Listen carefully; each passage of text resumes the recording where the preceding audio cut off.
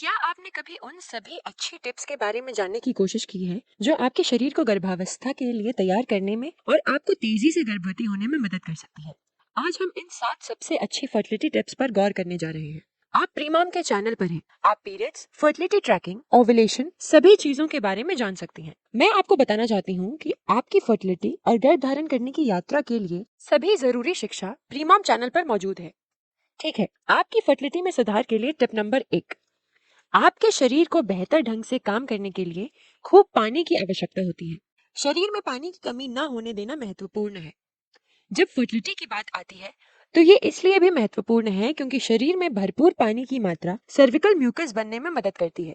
और जब cervical mucus बहुत अच्छी तरह से पानी से भरा होता है तो वो अंडे की सफेदी जैसा दिखता है, जो शुक्राणु को वास्तव में सर्विक्स से होकर बच्चेदानी तक तैरने में मदद करता है और शुक्राणु को आपके अंडे से ठीक उसी जगह मिलने में मदद करता है जहाँ फेलोपियन ट्यूब गर्भाशय से मिलता है। इसलिए खूब पानी पीने से हम वास्तव में अपनी फर्टिलिटी को बेहतर बना सकते हैं, ताकि ये सुनिश्चित हो सके कि पहला, हमारा शरीर अच्छे से काम कर रहा है और दूसरा ये कि हमारा सर्विकल म्यूकस शुक्राणु को तैरने का समर्थन करने के लिए अच्छे से तैयार है। ठीक है, आपके लिए फर्टिलिटी को बेहतर बनाने की दूसरी सलाह, धूम्रपान बंद करना होगा। हाँ, आपने सही सुना, आप सिगरेट पीना बंद करें और ये बात आपके और आपके साथी दोनों के लिए लागू होती है। इसके अतिरिक्त आप शराब में कटौती करें। जब धूम्रपान की बात आती है तो हम जानते हैं कि सिगरेट का धुआं न केवल फर्टिलिटी पर नकारात्मक प्रभाव डाल सकता है बल्कि बच्चेदानी में उपस्थित भ्रूण पर भी प्रभाव डाल सकता है। तो ये एक ऐसी आदत है जिसे आपको हर हाल में छोड़ना होगा। इसे काटने का अभी बहुत अच्छा समय है। साथ ही हम जानते हैं कि सिगरेट का धुआं शुक्राणु के बनने पर नकारात्मक प्रभाव डाल सकता है, इसलिए ये आपके साथी के लिए बहुत जरूरी है कि वो आपके साथ धूम्रपान न करने की इस मुहिम में शामिल हो। अब आखिर में शराब की बात आती है।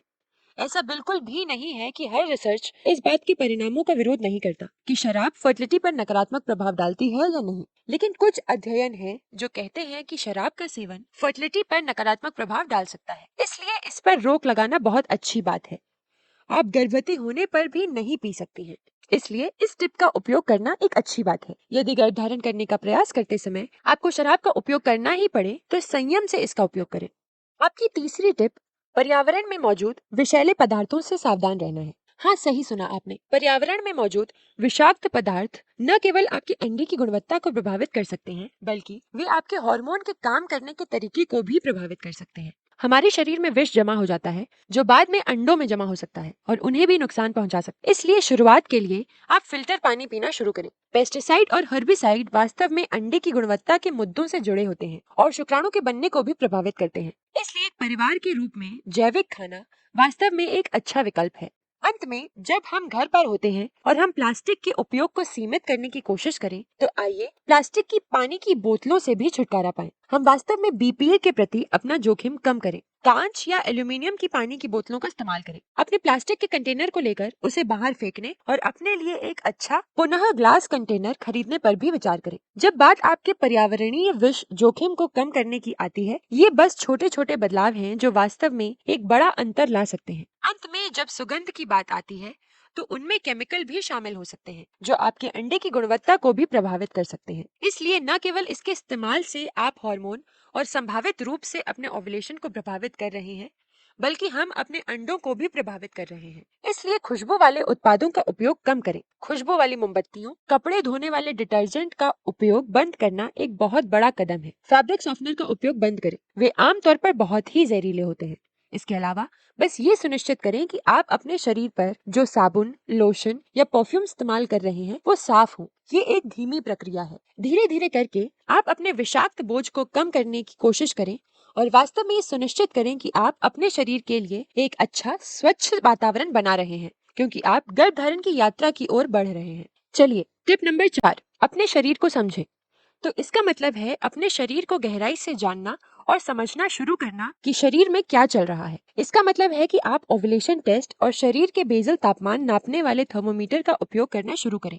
आपके शरीर में क्या चल रहा है इसके बारे में हम जितनी अधिक जानकारी प्राप्त कर सकते हैं उतना ही अधिक हम वास्तव में आपकी फर्टाइल विंडो को इंगित करने के लिए इसका उपयोग कर पाएंगे। क्या आप जानते हैं कि ओव्यूलेशन टेस्ट आपके चक्र को ट्रैक करने के मेरे पसंदीदा तरीकों में से एक है। ओव्यूलेशन टेस्ट में ल्यूटिनाइजिंग हार्मोन नामक चीज की तलाश की जाती है। चलिए मैं एक टेस्ट उठा लेती हूँ। ल्यूटिनाइजिंग हार्मोन वो हार्मोन है जो ओव्यूलेशन को ट्रिगर करने वाला है। इसलिए जब हम यूरिन ओव्यूलेशन टेस्ट का उपयोग करते हैं तो हम वास्तव में ये पता लगा सकते हैं कि ओव्यूलेशन कब होने वाला है। इसलिए अगर आपने पहले ओव्यूलेशन टेस्ट नहीं देखा है तो देखिए, ये सुंदर छोटी जांच वाली पट्टी होती है जो बहुत आसान है। आप बस उन्हें अपने यूरिन में डुबो दें और कुछ ही मिनटों में आपको नतीजे मिल जाएंगे। आप इन्हें सुबह 10 से रात 8 बजे के बीच इस्तेमाल करें और ये आपको दो रेखा दिखाएंगे। आप देखेंगे कि ये रेखा गहरी होती जाएगी। जैसे जैसे आप ओव्यूलेशन के करीब पहुंचते हैं, आप एक वृद्धि देखेंगे। इस वृद्धि के लगभग 24 घंटे बाद ओव्यूलेशन होने की संभावना होती है। इसलिए ओव्यूलेशन टेस्ट का उपयोग करके हम जान सकते हैं कि आप कब ओव्यूलेट करने वाली हैं। और ये अच्छा है क्योंकि ये आपको सेक्स करने का सही समय जानने में मदद करता है। ठीक है, टिप नंबर 5। पांचवी टिप है अपने तनाव को संभालना। हालांकि ये स्पष्ट बात है, तब भी ये ध्यान रखना महत्वपूर्ण है कि तनाव हार्मोन का हमारे सेक्स हार्मोन पर सीधा प्रभाव पड़ता है। इसलिए ये बिल्कुल जरूरी है कि हम ये सुनिश्चित करें कि हम अपने तनाव को संभालना सीखें। इस बिंदु को स्पष्ट करने के लिए मैं आमतौर पर शेर से दूर भागने के उदाहरण का उपयोग करती हूँ। बच्चे को जन्म देने से पहले आपके शरीर को तनाव संभालने की आवश्यकता है। आपका कोर्टिसोल बढ़ रहा है और आपका तनाव केमिकल कम हो रहा है। क्या आपको लगता है कि आपका शरीर भागना बंद करना चाहता है और बच्चा पैदा करना चाहता है? नहीं, बिल्कुल नहीं। लेकिन यदि आप अपने शरीर को सुरक्षा के संकेत भेजते हैं तो आपका शरीर शांत महसूस करता है, आपका शरीर सुरक्षित महसूस करता है। तब आपके शरीर को पता चल जाता है कि ये गर्भवती होने का अच्छा समय है। तो उस तनाव को संभाल के हम अपने हार्मोन चक्र की सर्वोत्तम तरीके से मदद करने में सक्षम होते हैं। ठीक है, आपका छठा फर्टिलिटी टिप है सेक्स। ये कब करना है, कितनी बार करना है और कैसे करना है, ये वास्तव में बहुत अच्छे सवाल हैं। जब सेक्स की बात आती है तो हम ओव्यूलेशन के दिन और ओव्यूलेशन के दिन से 5 दिन पहले के दिनों में सेक्स का समय निर्धारित करें। अपनी फर्टाइल विंडो में हर दिन यानी 6 दिन सेक्स करना ज्यादा हो सकता है, लेकिन हर दूसरे दिन सेक्स करना बिल्कुल सही है। रिसर्च हर दिन सेक्स करने से गर्भधारण की संभावना में वृद्धि का समर्थन नहीं करते हैं, इसलिए फर्टाइल विंडो में हर दूसरे दिन सेक्स करना ठीक है। ओव्यूलेशन के दिन और उसके अगले दिन सेक्स करना सबसे जरूरी है। दिन में एक बार काफी है। ज्यादा सेक्स करने से गर्भधारण करने में लाभ होने का कोई प्रमाण नहीं है। इसके अलावा इससे शुक्राणु की मात्रा कम हो सकती है। इसलिए हमें अपने जीवन साथी के साथ इन दिनों में अधिक सेक्स करने से बचने की आवश्यकता है। साथ ही हम जानते हैं कि शुक्राणु 5 दिनों तक जीवित रहते हैं। इसलिए यदि हम ओव्यूलेशन से पहले उन 5 दिनों में सेक्स करते हैं तो हम निश्चिंत हो सकते हैं कि शुक्राणु ओव्यूलेशन से पहले ही महिला के शरीर में मौजूद है, जो उस अंडे को निषेचित करने का सबसे अच्छा मौका नहीं गवाएंगे। तो फिर इसलिए हम ओव्यूलेशन के दिन और ओव्यूलेशन के दिन से 5 दिन पहले के दिनों में सेक्स करने पर ध्यान केंद्रित करते हैं। ये एक और कारण है कि हम इन बहुत ही उपयोगी ओव्यूलेशन टेस्टों का सही उपयोग करें, है ना? इसके इस्तेमाल से ये पता लगाएं कि आप कब ओव्यूलेट करने वाली हैं, फिर उस हिसाब से सेक्स करने का सही समय सुनिश्चित करें। अब बात करते हैं सेक्स पोजीशन के बारे में। प्रेग्नेंट होने के लिए सबसे अच्छी सेक्स पोजीशन कौन सी है? पता है, ऐसी कोई भी पोजीशन नहीं है। सबसे अच्छी पोजीशन वो है जो आपके लिए सुविधाजनक हो। सबसे महत्वपूर्ण बात यह है कि आप अपने साथी के साथ अच्छा समय बिताएं। ठीक है, आपकी अंतिम प्रजनन सलाह बीएमआई और उम्र के बारे में है। हम सभी जानते हैं कि उम्र के साथ गुणवत्ता में गिरावट आती है। ये केवल तथ्य की बात है। अंडों में उपस्थित सामग्री का अध्ययन और रिसर्च किया गया है और पाया गया है कि ये समय के साथ खराब होता जाता है। तो वास्तव में इस समय से लड़ने के लिए हम केवल थोड़ा ही कर सकते हैं। प्रजनन क्षमता का चरम 20 की उम्र के दशक में होता है। 20 के दशक की उम्र के बाद प्रजनन क्षमता कम होने लगती है, अंडे की गुणवत्ता कम होने लगती है और फिर जब हम अपने 40 के दशक में प्रवेश करते हैं तो ये वास्तव में बहुत तेजी से गिरती है, ठीक 40 के दशक की शुरुआत में। इसका मतलब ये नहीं है कि जीवन में बाद में गर्भवती होना संभव नहीं है।